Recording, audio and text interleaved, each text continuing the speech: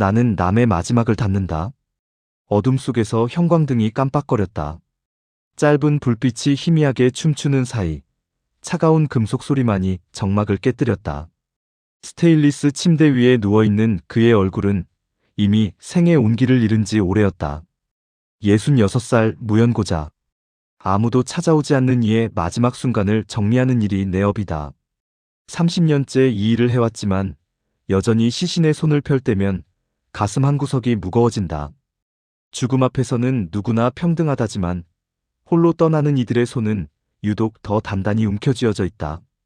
마지막까지 놓고 싶지 않았던 무언가가 있었을 것이다. 포르말린 냄새가 코끝을 찔렀다. 라텍스 장갑을 낀 내 손가락이 그의 굳어진 주먹에 닿았다. 딱딱하고 차가웠다. 살아있을 때는 따뜻했을 손이 이제는 돌덩이처럼 굳어 있었다. 천천히 한 손가락씩 펼쳐나갔다. 엄지, 검지, 중지, 약지, 그리고 새끼손가락. 그때였다. 작은 금속 조각이 손바닥에서 굴러떨어졌다. 반지였다. 형광등 불빛 아래서 희미하게 빛나는 그 반지를 집어들자 심장이 멎는 것 같았다. 반지 안쪽에 새겨진 작은 글자들이 보였다. 민수빛 상환. 내 이름과 함께 새겨진 글자가 눈앞에서 흔들렸다. 이건 우리 서유리미의 반지였다. 결혼 20년 차에 맞춰 작년에 새로 만들어준 것이었다. 그 반지가 왜 이 낯선 남자의 손에 있는 것일까? 머릿속이 하얗게 변했다. 손이 떨렸다. 반지를 다시 들여다봤지만 틀릴 리 없었다. 분명히 유리미의 것이었다. 장래는 남은 자의 체면이라고 했던가. 하지만 지금 내 체면은 어디로 갔을까? 30년간 성실하게 살아온 배민수라는 사람은 무엇이었을까? 남의 죽음을 정리하며 살아온 내가 정작 내 삶도 제대로 알지 못했다는 사실이 서글펐다. 유리미는 지금 집에서 저녁 준비를 하고 있을 것이다. 항상 그랬듯이 내가 집에 돌아가면 따뜻한 밥상을 차려놓고 기다리고 있을 것이다. 그 평범한 일상 뒤에 이런 비밀이 숨어 있었다니. 아니다. 아직 확실하지 않다. 분명 오해일 것이다. 그럴 수밖에 없다. 하지만 마음 한편으로는 이미 알고 있었다. 오랫동안 느껴왔던 그 이상한 기운들이 있었다. 유리미가 가끔 보이던 불안한 시선, 급하게 끊는 전화통화, 설명하기 어려운 외출들. 그때마다 의심을 품었지만 애써 외면해왔다. 믿고 싶었기 때문이다. 형광등이 다시 깜빡거렸다. 차가운 바람이 어디선가 불어와 목 뒤를 스쳤다. 시신을 바라보니 갑자기 그가 내게 무언가 말하고 있는 것 같았다. 진실을 알아야 한다고, 더 이상 외면하지 말라고. 죽은 자는 거짓말을 하지 않는다. 살아있는 자보다 때로는 더 정직하다. 반지를 주머니에 넣었다. 오늘 밤 집에 돌아가면 유리미에게 물어봐야겠다. 정직하게, 솔직하게. 20년 결혼 생활이 거짓이었는지 아닌지를 확인해야 한다. 두려웠지만 피할 수 없었다. 나는 다시 시신의 손을 가지런히 모았다. 그의 마지막 정리를 마쳤다. 하지만 내 마음의 정리는 이제 시작이었다. 30년간 남의 마지막을 닫아왔지만 오늘은 내 인생의 한 챕터가 끝나는 것 같았다. 도둑은 집 안에 있었다. 그건 내 아내였다. 집으로 돌아가는 길이 이렇게 길게 느껴진 적이 없었다. 평소 15분이면 도착하는 거리가 마치 1시간 같았다. 주머니 속 반지가 뜨겁게 달궈진 것처럼 느껴졌다. 현관문 앞에서 한참을 서성였다. 열쇠를 꺼냈다가 도로 넣기를 몇 번 반복했다. 문을 열고 들어서니 주방에서 물 떨어지는 소리가 들렸다. 똑, 똑, 똑. 규칙적인 물방울 소리가 내 심장 박동과 묘하게 맞아떨어졌다. 유리미는 싱크대 앞에서 설거지를 하고 있었다. 뒷모습만 봐도 20회를 함께 산 사람이었다. 어깨가 조금 처진 것이 평소보다 피곤해 보였다. 유리마. 내가 부르자 그녀가 돌아봤다. 얼굴에 미소를 지으려 했지만 무언가 어색했다. 눈가에 어두운 그림자가 드리워져 있었다. 언제부터였을까? 언제부터 이런 표정을 짓기 시작했을까? 그동안 내가 너무 둔했던 것은 아닐까? 오늘 일찍 왔네. 저녁 준비할게. 평상시와 다름없는 목소리였지만 뭔가 떨리는 것 같았다. 나는 주머니에서 반지를 꺼냈다. 작은 금속 조각이 형광등 불빛에 반사되어 반짝였다. 유리미의 시선이 반지에 고정되었다. 순간 그녀의 얼굴이 하얗게 변했다. 이게 어떻게 된 거야? 나는 유림을 바라보며 물었다. 유리미는 입술을 달싹이더니 고개를 돌렸다. 대답하지 않았다. 아니, 대답할 수 없었다. 그 표정만으로도 충분히 알 수 있었다. 똑, 똑, 똑. 여전히 물이 떨어지고 있었다. 그 소리가 점점 더 크게 들렸다. 마치 시간을 재는 메트로놈 같았다. 침묵이 길어질수록 내 가슴이 더 뛰었다. 유리미는 천천히 싱크대에서 손을 닦더니 식탁으로 걸어갔다. 서랍을 열고 무언가를 꺼냈다. 종이 뭉치들이었다. 그녀가 그것들을 테이블 위에 하나씩 펼쳐놓기 시작했다. 첫 번째는 영수증이었다. 대부업체 이름이 적혀 있었다. 두 번째는 송금 내역서. 매달 200만 원씩 꼬박꼬박 송금된 기록들이 있었다. 세 번째는 질권 계약서. 우리 집 등기권리증이 담보로 잡혀 있었다. 내가 모르는 사이에 이런 일들이 벌어지고 있었다. 20해 동안 함께 살면서도 전혀 몰랐던 일들이었다. 머릿속이 복잡해졌다. 분노가 치밀어 올랐다가 이내 수치심으로 바뀌었다. 그리고 마지막에는 죄책감이 밀려왔다. 어머니 빚이야. 유리미의 목소리가 간신히 들렸다. 떨리는 음성이었다. 눈물이 고여 있었지만 흘리지는 않고 있었다. 강한 사람이었다. 항상 그랬다. 어머니가 도박을 하셨어. 알고 있었지? 나는 아무 말도 할 수 없었다. 어머니의 도박 습관을 모르지 않았다. 가끔 전화가 걸려와 돈을 부탁할 때마다 불안했다. 하지만 이 정도일 줄은 몰랐다. 우리 집까지 담보로 잡힐 정도였다니. 왜 말하지 않았냐? 물어봤지만 대답은 뻔했다. 말했다면 내가 뭘 할 수 있었겠는가? 장례 지도사의 월급으로는 이런 규모의 빚을 감당할 수 없었다. 유리미도 그걸 알고 있었을 것이다. 그래서 혼자 짊어진 것이다. 처음엔 작은 돈이었어. 100만 원, 200만 원. 그런데 점점 커지더라고. 이자가 눈덩이처럼 불어났어. 어쩔 수 없었어. 유리미의 설명을 들으면서 가슴이 미어졌다. 내가 얼마나 무력한 남편이었던가. 아내가 이런 고생을 하는데도 전혀 눈치채지 못했다. 오히려 어머니 용돈을 더 보내라고 잔소리까지 했었다. 며느리는 말을 삼켜도 통장은 운다. 어머니가 생전에 자주 하시던 말씀이었다. 당시에는 그냥 옛날 어른들의 지혜로운 말로만 들렸는데 지금 와서 보니 예언 같았다. 유리미는 정말 아무 말도 하지 않았지만 통장은 모든 것을 말해주고 있었다. 미안해. 겨우 한마디를 꺼냈다. 더 할 말이 없었다. 미안하다는 말로는 부족했지만 다른 말을 찾을 수 없었다. 유리미는 고개를 저었다. 당신 잘못이 아니야. 어머니도 어쩔 수 없었을 거야. 나이 드시면 외로우시잖아. 이런 상황에서도 어머니를 감싸는 유리미를 보니 더 미안했다. 이런 여자를 의심했던 내 자신이 한심했다. 반지는 어쩌다 그 남자 손에 있었던 걸까? 아직 알아내지 못한 무언가가 더 있는 것 같았다. 그때 전화벨이 울렸다. 핸드폰 화면에 한경미라는 이름이 떠올랐다. 납골당에서 일하는 경미였다. 이런 늦은 시간에 전화하는 일은 거의 없었다. 민수 씨, 밤늦게 전화해서 미안해. 뭔가 중요한 일이 있는 것 같았다. 괜찮아? 무슨 일이야?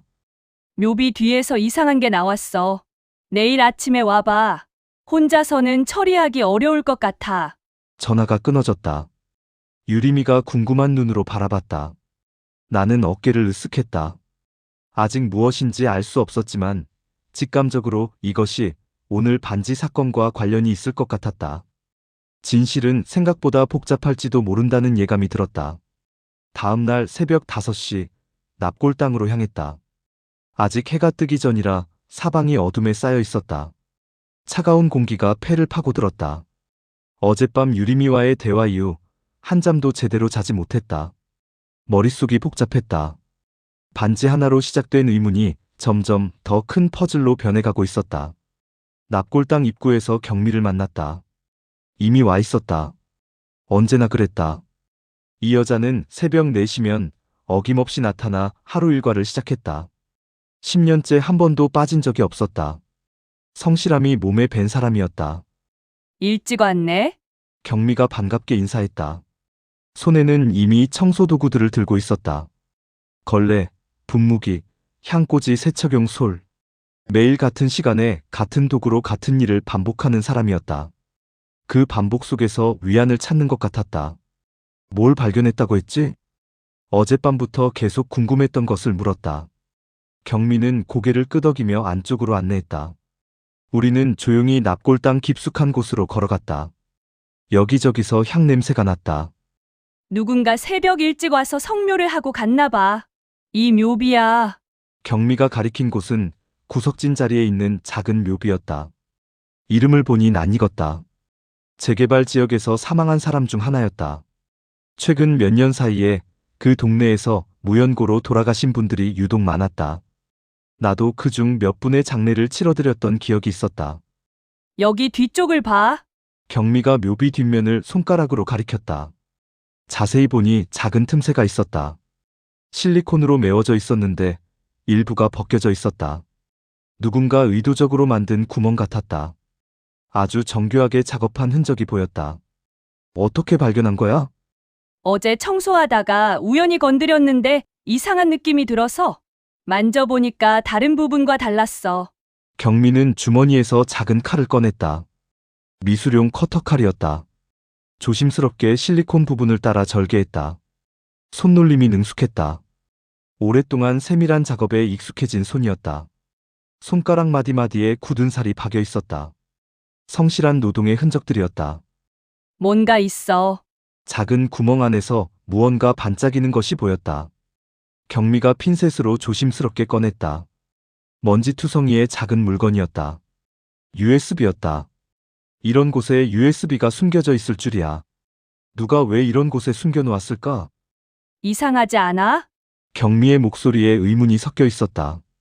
나도 같은 생각이었다. 납골당 묘비 뒤에 USB를 숨긴다는 것은 보통 일이 아니었다. 무언가 중요한 정보가 들어있을 것이다. 아니면 누군가에게 들키면 안 되는 내용일 수도 있었다. 납골당 사무실에는 오래된 컴퓨터가 하나 있다. 주로 방문자 명단 정리나 간단한 업무용으로 쓰는 것이었다. USB를 꽂고 기다리니 화면에 폴더들이 하나씩 나타나기 시작했다. 그런데 폴더 이름을 보는 순간 등골이 서늘해졌다. 배민수 대행장내. 내 이름이 적혀 있었다. 더 정확히는 나와 관련된 뭔가가 들어있다는 뜻이었다. 손이 떨렸다. 마우스를 클릭하기가 무서웠다. 경미도 놀란 표정이었다. 우리 둘 다 잠시 멈춰서 화면을 바라봤다. 죽은 자도 말한다고 했던가? 청첩장처럼 조용히 전하는 메시지가 있다고 했던가? 지금 바로 그런 상황이었다. 돌아가신 분이 우리에게 무언가 중요한 이야기를 하려는 것 같았다. 우리 이거 열어봐야 할 것 같아. 경미가 조심스럽게 말했다. 나도 고개를 끄덕였다. 더 이상 미룰 수는 없었다. 어제 반지를 발견한 순간부터 시작된 이 모든 일들이 여기서 해답을 찾을 수 있을 것 같았다. 폴더를 열자 여러 개의 파일들이 나타났다. 문서 파일들, 사진들, 그리고 음성 파일까지 있었다. 첫 번째 문서를 열어봤다. 재개발 지역 사망자 명단이었다. 내가 기억하는 것보다 훨씬 많은 이름들이 적혀 있었다. 그리고 그 옆에는 대행장례라는 표시가 되어 있었다. 이상해.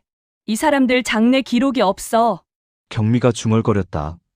그녀는 이 일을 오래 해왔기 때문에 웬만한 장례 기록은 다 기억하고 있었다.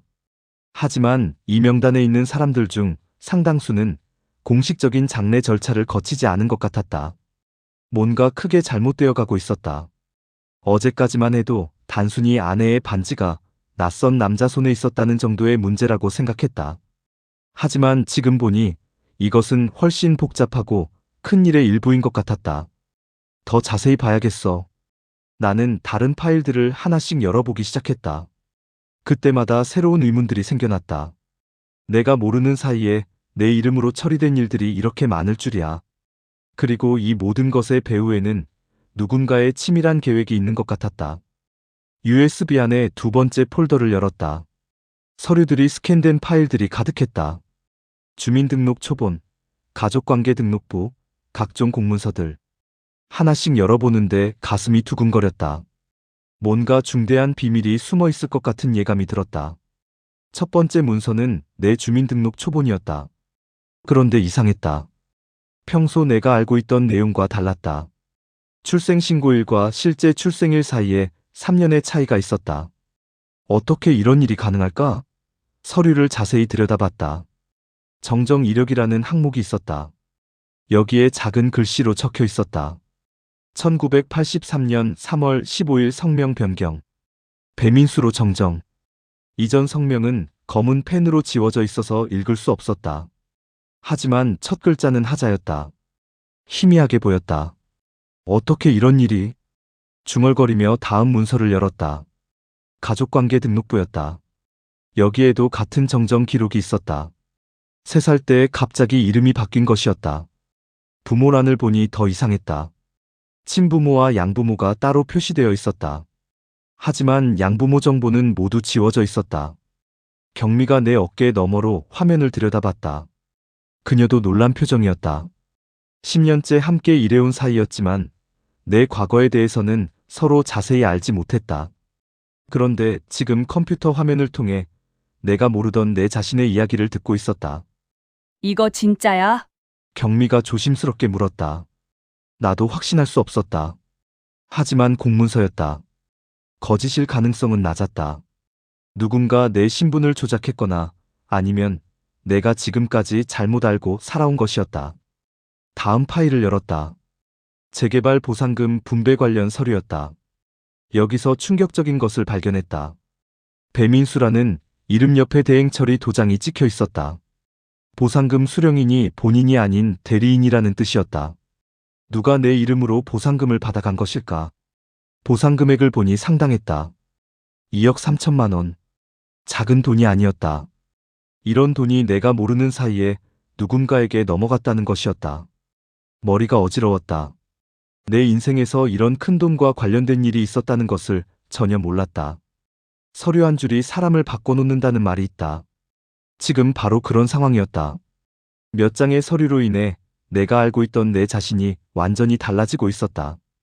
배민수라는 이름조차 원래 내 것이 아니었을 수도 있다는 생각이 들었다. 그때 오래된 사진 파일을 발견했다. 어린아이 사진이었다. 3, 4살 정도로 보이는 남자아이가 웃고 있었다. 얼굴을 보니 어렴풋이 기억이 났다. 분명 어릴 때 내 모습이었다. 하지만 사진 뒷면에 적힌 글씨는 충격적이었다. 하라고만 적혀 있었다. 첫 글자는 분명히 하자였다. 두 번째 글자는 지워져서 알아볼 수 없었다. 하지만 분명한 것은 배민수가 아니었다는 점이었다. 나의 원래 이름은 다른 것이었다. 어릴 때 기억을 떠올려봤다. 희미하게나마 누군가 나를 다른 이름으로 부르던 기억이 있었다.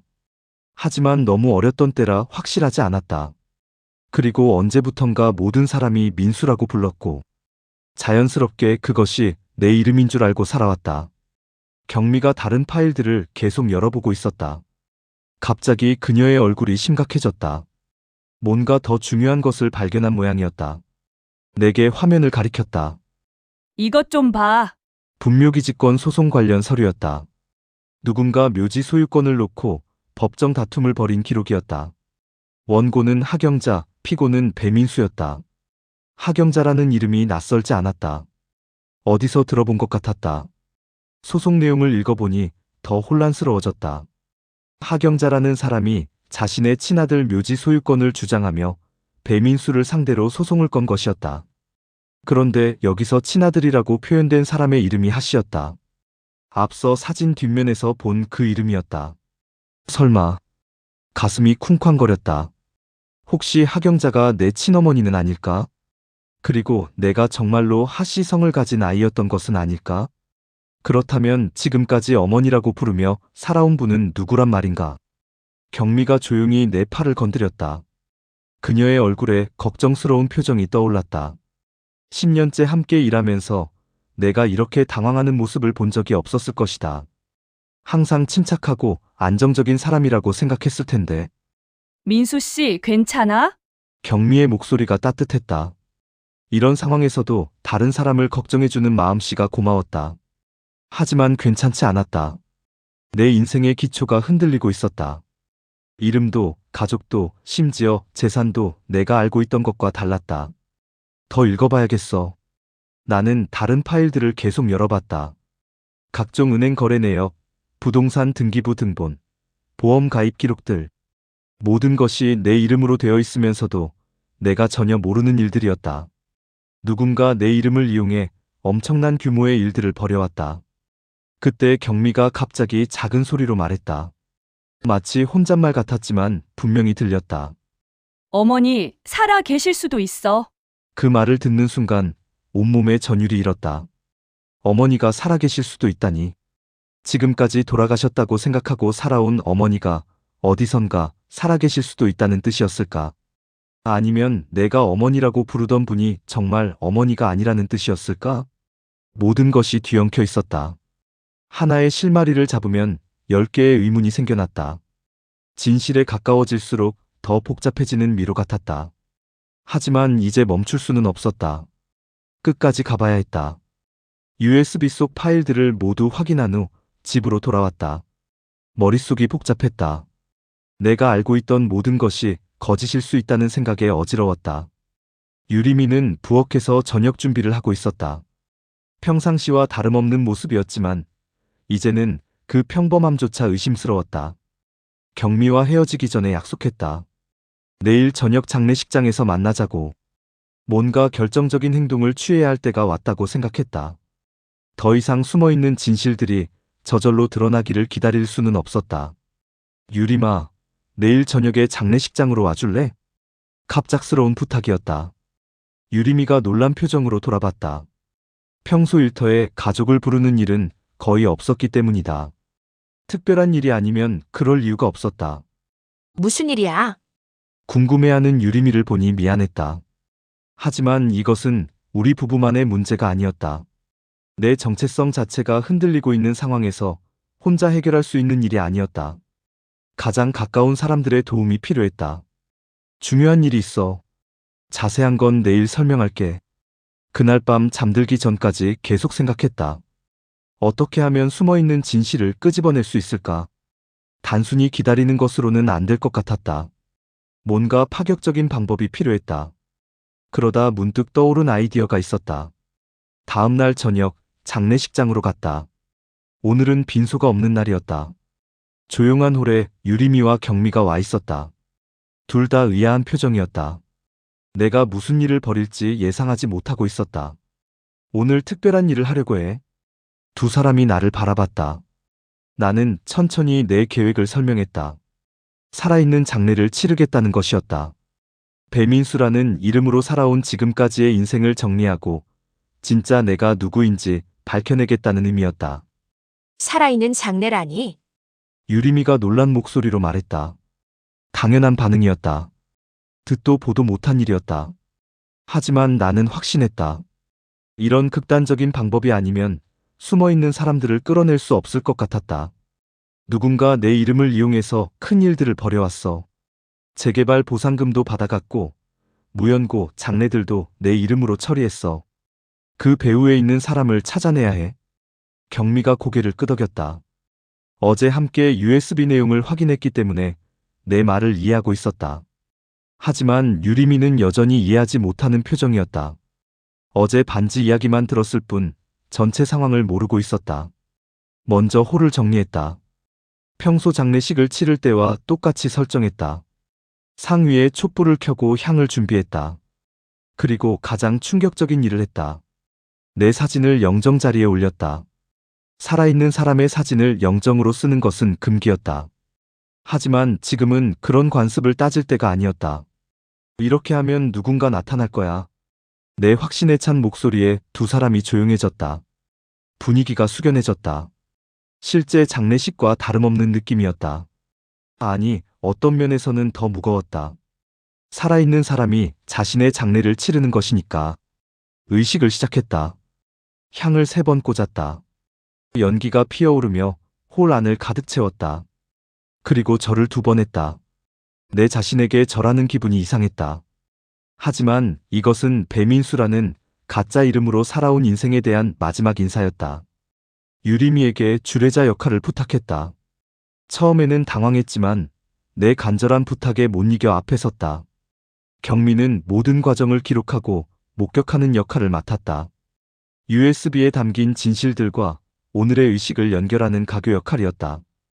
이제 말하지 못했던 빚들을 소리내어 읽어보자. 나는 종이를 꺼냈다. 어제부터 준비한 것이었다. 배민수라는 이름으로 살면서 지은 죄들, 알지 못했던 빚들, 밝혀내지 못한 진실들을 적어 놓았다. 하나씩 읽어나갔다. 유림이에게 빚진 마음, 어머니라고 부르며 살았지만 정말 어머니인지 확신하지 못한 죄, 내 이름을 도용당하고도 몰랐던 무능함. 목소리가 떨렸지만 끝까지 읽었다. 살아있을 때 사죄받아야 산다는 말이 있다.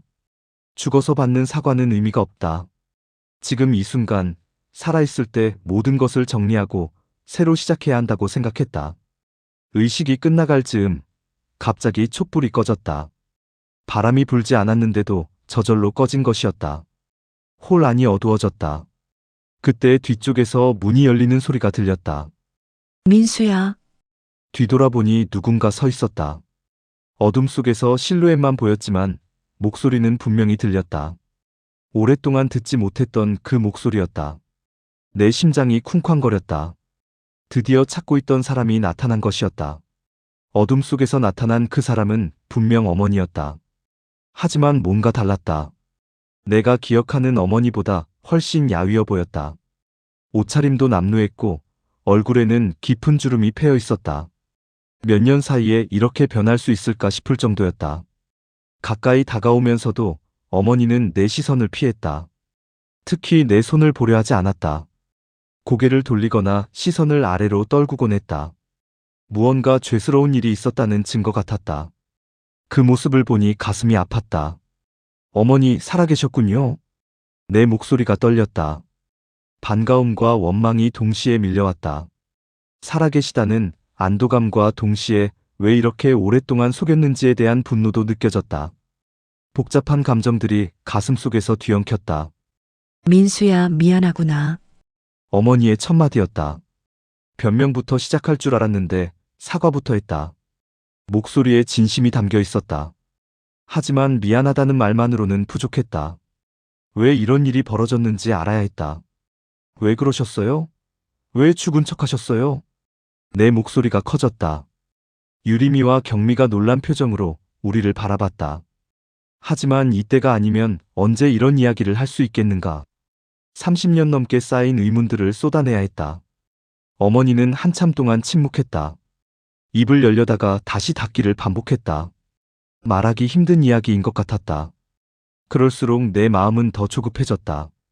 진실이 눈앞에 있는데 손에 잡히지 않는 기분이었다. 사채 때문이었어. 어머니가 간신히 입을 열었다. 예상했던 대답이었다. 그동안 유림이가 갚아온 그 빚 말고 다른 빚이 더 있었다는 뜻이었을까? 아니면 그보다 더 큰 문제가 있었던 것일까? 도박빚이 너무 커졌어. 이자가 눈덩이처럼 불어나서 감당할 수 없을 정도가 되었지. 그 사람들이 너까지 건드리려고 했어. 그 사람들이라는 표현에서 섬뜩함이 느껴졌다. 단순한 사채업자가 아닌 더 무서운 존재들이었을 것이다. 어머니의 얼굴에 두려움이 어려 있었다. 지금도 그들이 무서운 모양이었다. 그래서 죽은 척한 거예요? 어머니가 고개를 끄덕였다. 그리고 주머니에서 뭔가를 꺼냈다. 구겨진 종이 뭉치들이었다. 병원 영수증들이었다. 날짜를 보니 최근 몇 년 것들이었다. 죽었다고 알려진 사람이 병원을 다녔다는 증거였다. 여기 있는 병원들은 모두 가명으로 다닌 곳들이야.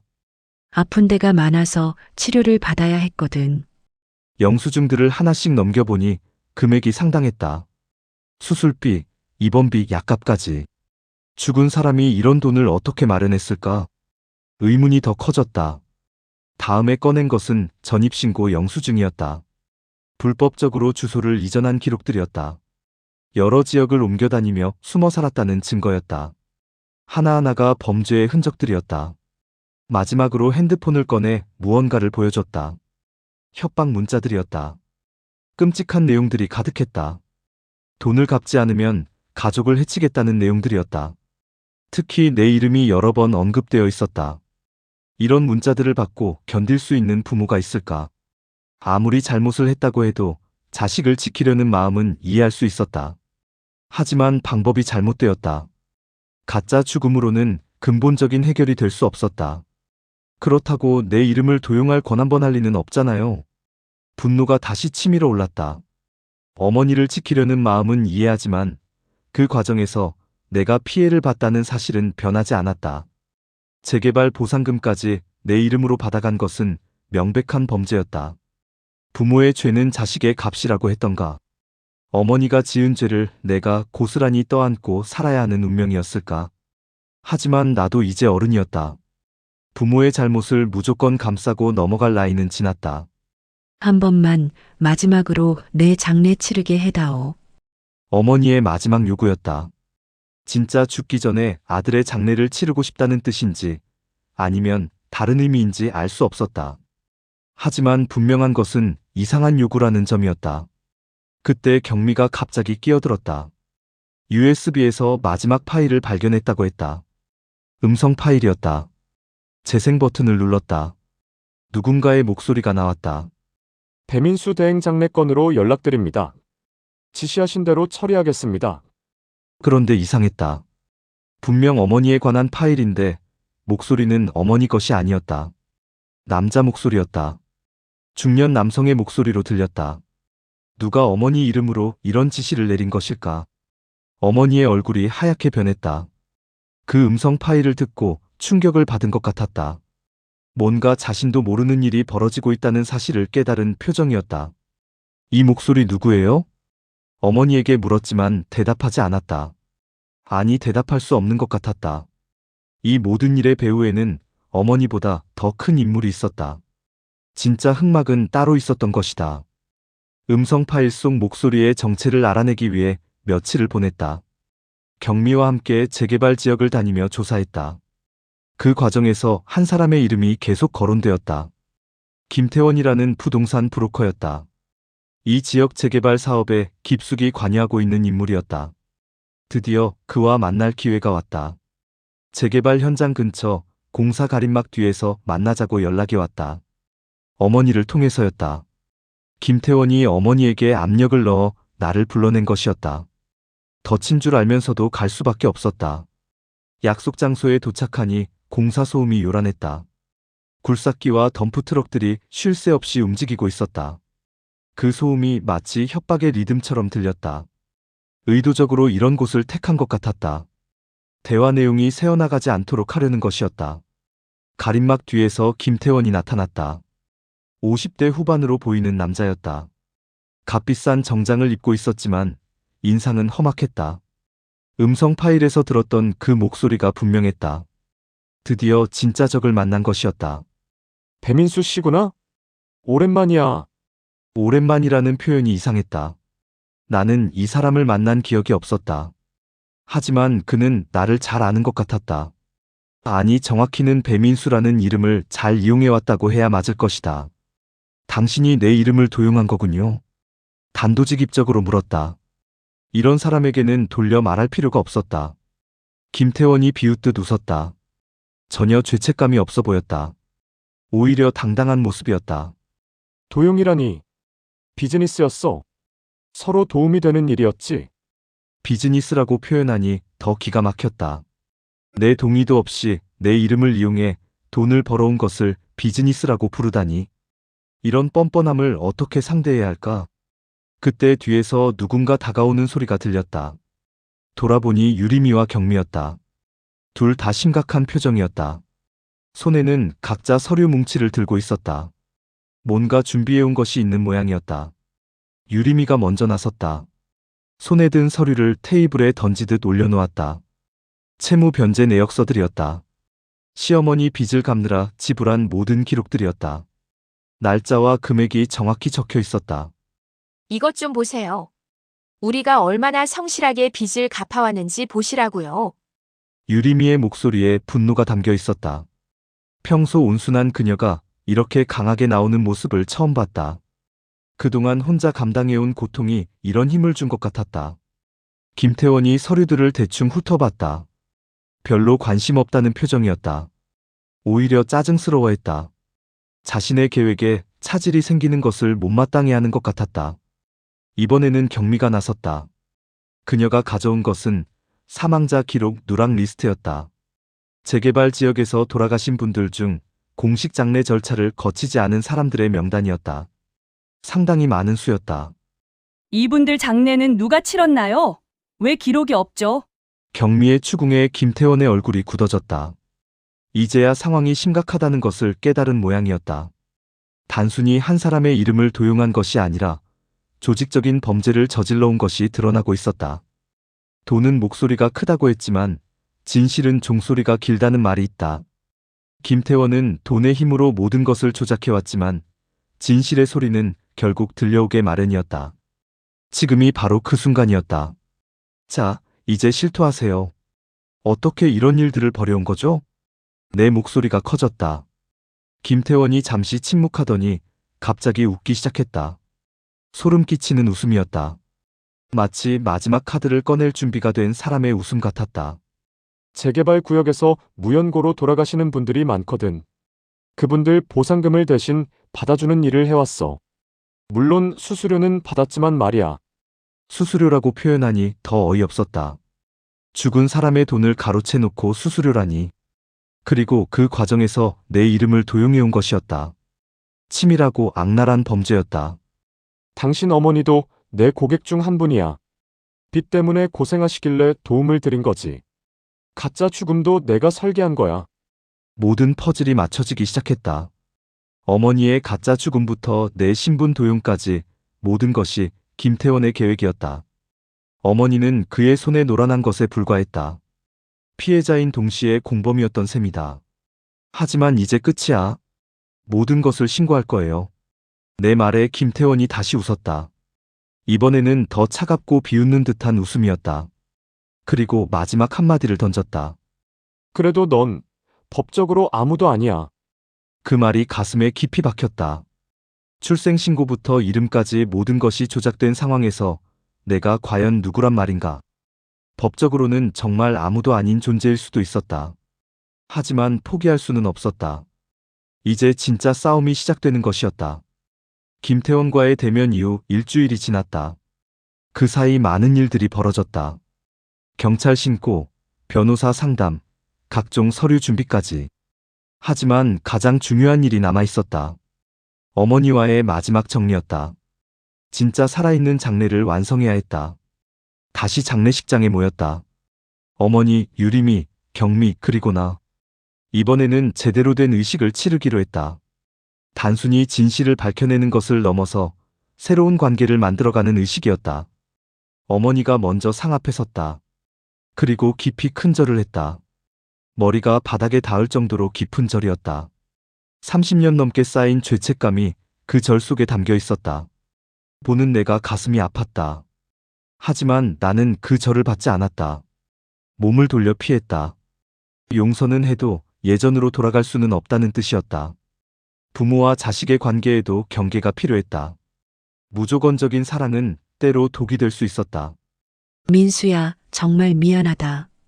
어머니의 목소리가 떨렸다. 눈물이 뺨을 타고 흘러내렸다. 진심 어린 사과였다. 하지만 미안하다는 말만으로는 충분하지 않았다. 앞으로 어떻게 살아갈 것인지가 더 중요했다.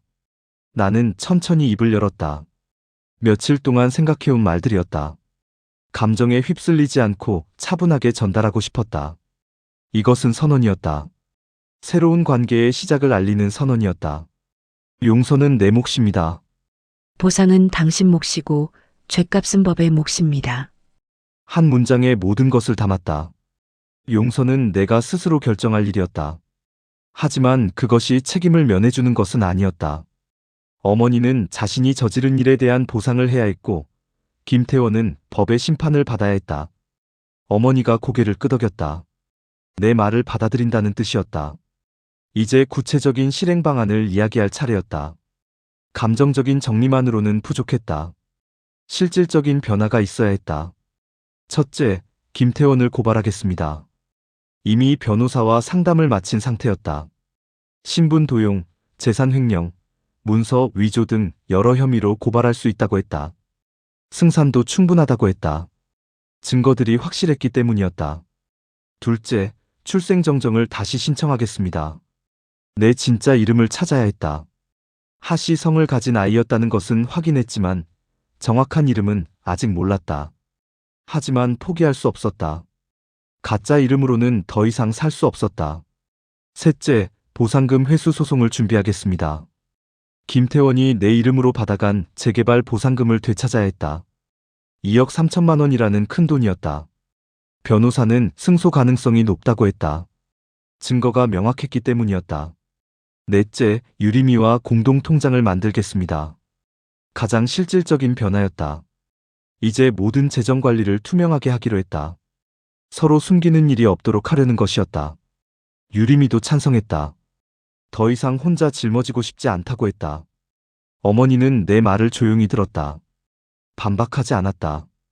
자신이 선택할 수 있는 입장이 아니라는 것을 알고 있었다. 그래도 마지막으로 한 가지만 부탁했다. 가끔 안부 전화는 받아줄 수 있겠니? 작은 목소리였다. 완전히 연을 끊자는 것은 아니었다. 최소한의 관계는 유지하고 싶다는 뜻이었다. 나는 잠시 생각했다. 그리고 조건을 달았다. 정기적으로 상담 치료를 받으신다면요? 도박 중독 치료를 받아야 한다는 조건이었다.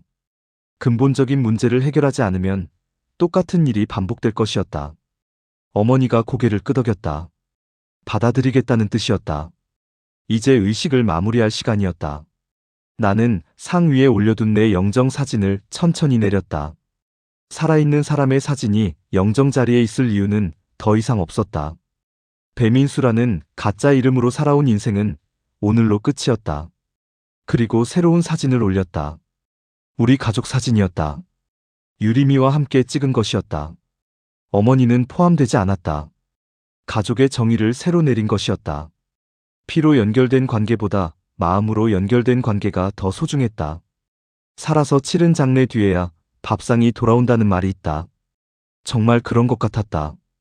오늘 이후로는 유림이와 함께 따뜻한 밥상을 차릴 수 있을 것 같았다. 더 이상 숨길 것도 없고 두려워할 것도 없었다. 경미가 마지막으로 촛불을 켰다. 새로운 시작을 알리는 불빛이었다. 그 불빛을 바라보며 다짐했다. 앞으로는 정직하게 살겠다고. 거짓 없이 살겠다고. 유림이가 내 손을 잡았다. 따뜻했다. 이 손과 함께라면 어떤 어려움도 이겨낼 수 있을 것 같았다. 서로 의지하며 새로운 삶을 만들어가고 싶었다. 나는 오늘 남의 마지막이 아니라 우리의 처음을 닫았다. 30년간 남의 죽음을 정리해왔지만 정작 내 삶은 정리하지 못했었다. 하지만 이제 진짜 시작이었다. 진실한 이름으로, 진실한 마음으로, 진실한 사람들과 함께 살아가는 새로운 인생이 시작되었다.